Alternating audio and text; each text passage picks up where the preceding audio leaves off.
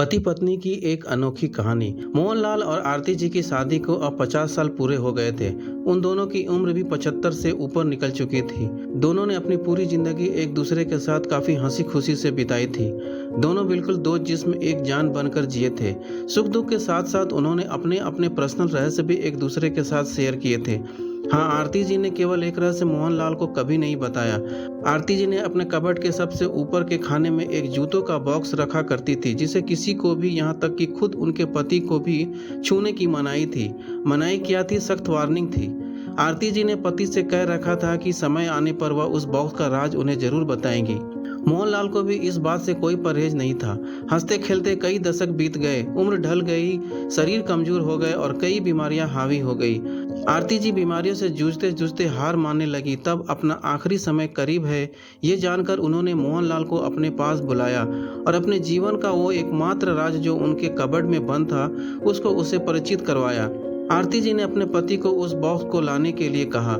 मोहनलाल उस बॉक्स को लेकर आए और उसे ओपन किया तो वो देखकर हैरान हो गए कि उस बॉक्स में 2 खरोची हुई छोटी डॉल्स और ढेर सारे नोट और पैसे थे।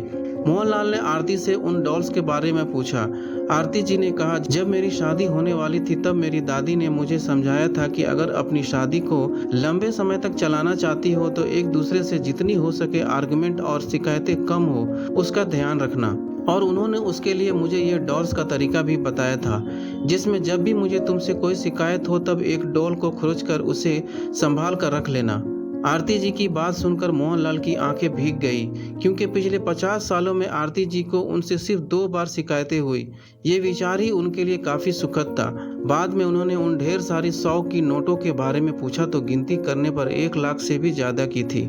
आरती जी ने कहा कि ये नोट मैंने तब इस बॉक्स में डाली थी जब मैंने आपके साथ कोई खुशी या संतोष के पल बिताए। मोहनलाल जी अपनी पत्नी को गले से लगाकर रो पड़े और बोले, मेरे किसी जन्म के पुण्य ही होंगे जिससे मुझे तुम पत्नी के रूप में मिली। दोस्तों, छोटी सी इस पति पत्नी की प्रेम कहानी में जो पत्नी ने तरीका अपनाया था, अगर हर पति पत्नी अपने जीवन में वही तरीका अपना ले तो हजारों रिश्ते जो छोटी छोटी बातों पर बिखर जाते हैं वो बिखरने से बच जाएंगे। तो दोस्तों, आपको ये कहानी कैसी लगी हमें कॉमेंट्स में जरूर बताएं और साथ ही ऐसी कहानियों के लिए वीडियो को लाइक और चैनल को सब्सक्राइब जरूर कर दें। धन्यवाद।